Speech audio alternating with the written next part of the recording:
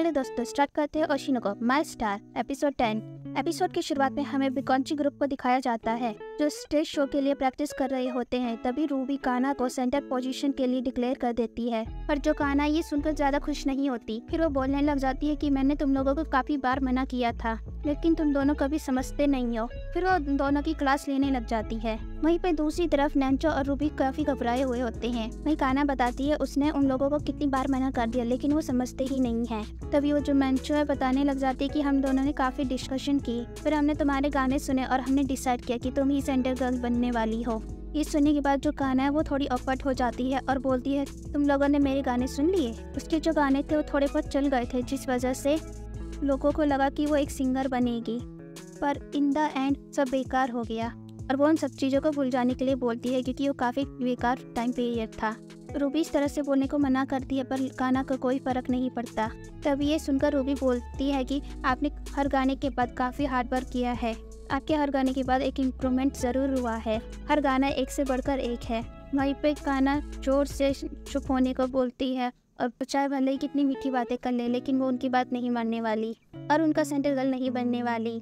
इसके बाद जो रूबी है वो माफ़ी मांगने लग जाती है क्योंकि वो कुछ ज़्यादा ही बोल ली, पर इसके बाद वो रिक्वेस्ट करने लगती है एटलीस्ट उसकी जो सिंगिंग है वो तो वो लोग सुन सकते हैं। फिर हमें शाम का सीन दिखाया जाता है जहाँ काना सिंगिंग प्रैक्टिस कर रही होती है और बाकी दोनों डांस प्रैक्टिस कर रहे होते हैं। तभी वो दोनों काना की तारीफ करने लग जाती है, पर काना ये सुनकर परेशान हो जाती है और बोलती है आखिर ये वो कर ही क्यों रही है, इवन दो उसे करना भी नहीं है। वहीं नैंचो और रूबी काना की तारीफ कर रही होती है कि वो ही बेस्ट है। वहीं पे काना बोलती है रूबी से कि तुम्हारी जो सिंगिंग है वो काफ़ी लाउजी है, पर तुम इसी वजह से यहाँ आ पाई हो क्योंकि तुम्हारे पास काफ़ी अच्छे लुक्स हैं। तभी रूबी बोलती है तो काफ़ी ज़्यादा हार्श था। दूसरी तरफ काना ये सोच रही होती है कि मुझसे ये सब कुछ नहीं करना। तभी वो ये बोलती है कि मेरे बिना तुम्हारा कुछ नहीं हो सकता, एटलीस्ट तुम हार्ड वर्क तो कर ही सकते हो मुझे अच्छा दिखाने के लिए। और मनी मन ये सोचती है कि आखिर मैं हमेशा अपोजिट क्यों बोलती हूँ जबकि मेरे मन में कुछ और ही होता है। तभी यहाँ पे मियोको आ जाती है और बोलने लग जाती है फाइनली तो तुम्हारा जो डिस्कशन है वो खत्म हो ही चुका है, लेकिन जो कॉन्सर्ट है उसमें ज़्यादा टाइम बाकी नहीं है, इसलिए तुम्हें जल्दी से स्पेस पकड़नी पड़ेगी। और उसके लिए भी उसने मदद के लिए किसी को बुलाया है और वो इशारे से किसी को अंदर बुलाती है, लेकिन जो काना होती है बोलने लग जाती है पक्का ये एक्वा होगा। वहाँ पे पियोन आ जाता है जिसे देखने के बाद काना शॉक हो जाती है और पूछने लग जाती है आखिर ये बंदा यहाँ पे क्या कर रहा है। लेकिन दूसरी तरफ जो नैंचो और रूबी है उसे देख के काफ़ी खुश होते हैं, यहाँ तक कि जो नैंचो है वो भी पियोन को जानती है। लेकिन जो नैंचो है वो पियोन से पूछने लगती है कि आखिर वो हमारे बारे में क्या सोचता है और उसे क्या लगता है कि हम कैसे परफॉर्म करेंगे स्टेज पर। लेकिन ये काफ़ी अनकॉमन है तुम जैसे लेवल के आइडल को स्टेज पर देखना। अगर तुम इसके लिए सच में सीरियस होना चाहती हो, यही सीन कट होता है, हम दिखाया जाता है सभी लोग रनिंग प्रैक्टिस कर रही हैं, फिर वो लोग डांस प्रैक्टिस करते हैं, अच्छी सी नींद लेते हैं, फिर सुबह जल्दी उठकर फिर रनिंग प्रैक्टिस करते हैं। और दूसरी तरफ हमें दिखाया जाता है रूबी और नैंचो काफ़ी मज़े कर रहे होते हैं और मीन काना सोच रही होती है आखिर इन दोनों में इतनी एनर्जी आती कहाँ से। तो वो वहाँ पियून आ जाता है और बोलता है कि तुम रिग्रेट करती हो आइडल बनना। तो काना बताती है वो बिल्कुल रिग्रेट नहीं करती क्योंकि वो उसका खुद का डिसीजन है, लेकिन बस वो इन सब चीज़ों के लिए बनी नहीं है। तभी पियून बोलता है आखिर तुम्हें ऐसा क्यों लगता है कि तुम उसके लिए बनी नहीं हो और तुम्हारी सिंगिंग काफ़ी अच्छी है, फिर तुम सेंटर गर्ल क्यों नहीं बनना चाहती। फिर काना बताती है सेंटर बनना यानी ग्रुप का फेस बनना और वो उस जलसे के लिए अच्छा नहीं है। पियोन पूछता है कि आखिर तुम्हें ऐसा क्यों लगता है तुम इन सब के लिए अच्छी नहीं हो। तभी काना बताती है कि सभी लोगों को पता है कि वो कितनी इरिस्पॉन्सिबल है, यहाँ तक कि लोग उसके पीछे बातें भी करते हैं, आखिर वो उसके बारे में जानता ही कितना है। इस सुनकर पियोन काना के बारे में सब कुछ बताने लग जाता है, जिससे सुनकर काना भी काफ़ी इम्प्रेस हो जाती है। फिर काना सोचती है कि ये काफ़ी सच अजीब है, लेकिन मैं पियोन को पसंद करने लगी हूँ। फिर पूछती है क्या तुम मेरे फ़ैन हो, तो जिस पे पियोन हाँ बोलता है और काना पूछती है कि उसे अब भी यकीन नहीं हो रहा कि आज भी उसके फ़ैन है। फिर हम देखते हैं जहाँ पे वो लोग बात करने लग जाती है कैसे वो सेम सब्जियों का डिसलाइक करते हैं और उन दोनों के बीच वो काफ़ी मस्ती भरी बातें भी होती हैं। फिर अकाने सोचने लगती है इस बंदे से नॉर्मली बात करने में कितना मज़ा आता है, मुझे एक्वा का पीछा छोड़ना चाहिए और इस बंदे को चेस करना चाहिए, और वैसे भी ये तो मिलियन में कमाता है, कोई छोटी बात नहीं है। फिर दूसरी तरफ नैंचो और रूबी बात कर रहे होते हैं कि जो पियून है वो कितना बढ़िया बंदा है। नैंचो बताती है कि पियून को वीडियो में देख के ऐसा लगता है काफ़ी मस्कुलर है, लेकिन इन रियलिटी वो ऐसा है ही नहीं।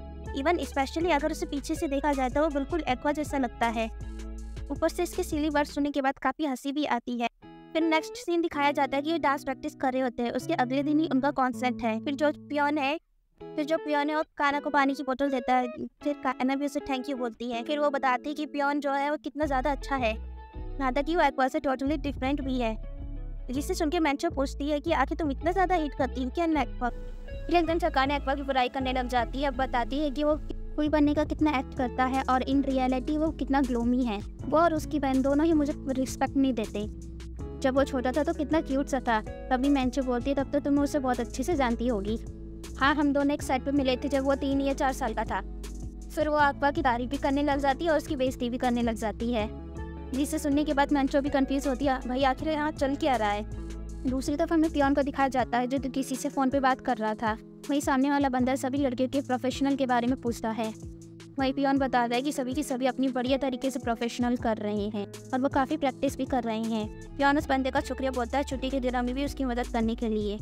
फिर वो बंदा चिंता करने को मना करता है और बोलता है कि मैं तो इस बात से शौक हूँ कि उन लोगों को अब तक नहीं पता चला कि तुम मेरी एक्टिंग कर रही हो। और फिर हमें पता चलता है जो पियोन है उसकी कॉस्ट्यूम के अंदर एक्वा है और जो रियल पियोन है वो वेकेशन मना रहा है बीच पे। और वो बोलता है ये काफ़ी इम्प्रेसिव है कि तो वो लोग अब तक तुम्हें पहचान नहीं पाए।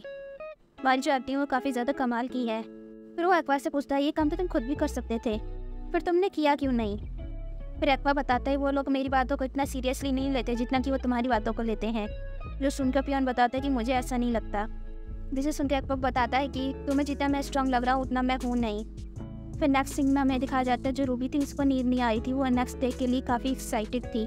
वहीं दूसरी तरफ काना उसे सोने के लिए बोलती है क्योंकि वो 3 दिन से ठीक से सोए नहीं है और अगले दिन उसे काफ़ी एनर्जी चाहिए परफॉर्म करने के लिए।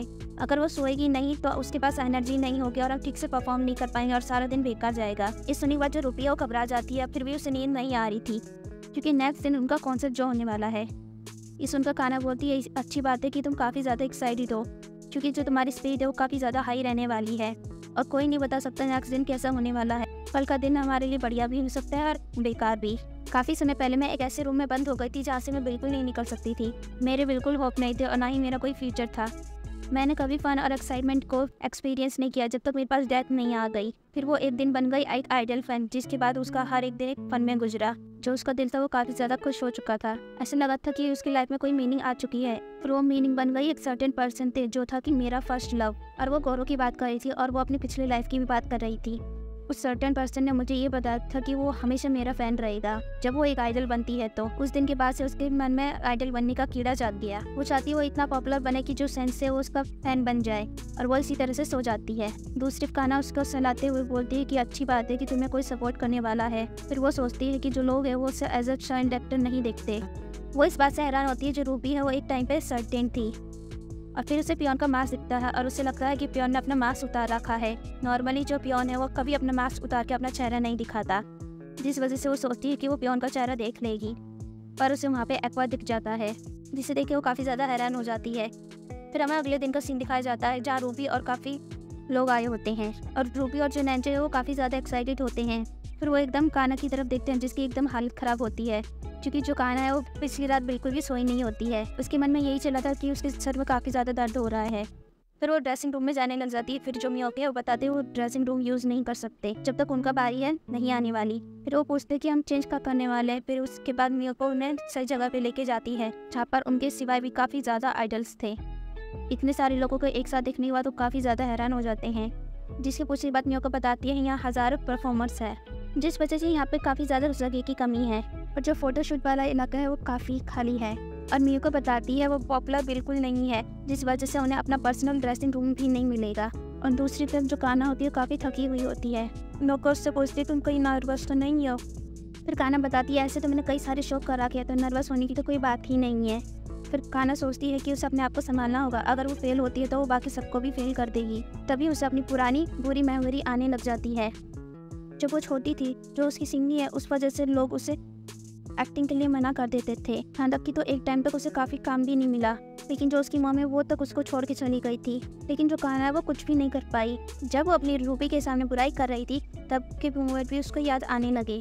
तभी पीछे से रूबी आ जाती है और वो काफ़ी ज़्यादा घबराई हुई थी, जिसे देख कर काना भी घबरा जाती है। वहीं रूबी बताती है जैसे जैसे टाइम बीत रहा है उसकी हालत ख़राब होती जा रही है। वहीं काना से घबराने को मना करती है, बोलती है सब ठीक है। तभी रूबी काना के हाथ पकड़ती है और बोलती है आपके हाथ तो काफ़ी ज़्यादा ठंडे हैं, कहीं आप नर्वस तो नहीं है। जो सुनने के बाद काना एकदम से मना करने लग जाती है और उसे चिंता करने को मना करती है। तभी रूबी खुश हो जाती है, लेकिन वो काना के चेहरे की तरफ देखती है और बोलती है, देखने से तो लगता है आप काफ़ी ज़्यादा नर्वस हो। वो भी उसको चिंता करने को मना करती है क्योंकि वो सब एक टीम है। तभी काना बोलती है, हम लोग टीम है, यही तो सबसे बड़ी प्रॉब्लम है। अगर वो अकेली फेल होगी तो कोई प्रॉब्लम नहीं है, लेकिन अगर वो सबके साथ फेल होगी तो बहुत बड़ी प्रॉब्लम है, क्योंकि अगर वो लोग फेल होंगे तो उनके लिए काफ़ी ज़्यादा बुरा एक्सपीरियंस रहेगा। इसलिए टीम में रहना तो काफ़ी स्कैरी है। ये सुनने के बाद रूबी उसे चिंता करने को मना करती है। वो अकेले रिस्पॉन्सिबिलिटी नहीं लेगी। उसको नहीं पता जो काना वो चाइल्ड एक्टर के दौरान कैसी थी, लेकिन जो काना अभी के टाइम में बहुत ज़्यादा क्यूट है और काफ़ी ज़्यादा हार्ड वर्किंग है, क्योंकि वो एक टिपिकल आइडल हो चुकी है। वो फिल्म ज़रूर होंगे, लेकिन उन्हें चैलेंज को एंजॉय करना चाहिए। उसके बाद उनके परफॉर्म करने की बारी आ जाती है और जो काना है वो भी रेडी हो जाती है। जो काना वो थी, मैं एक आइडल रुकी हूँ, जिसके बाद ये एपिसोड यहीं ख़त्म हो जाता है।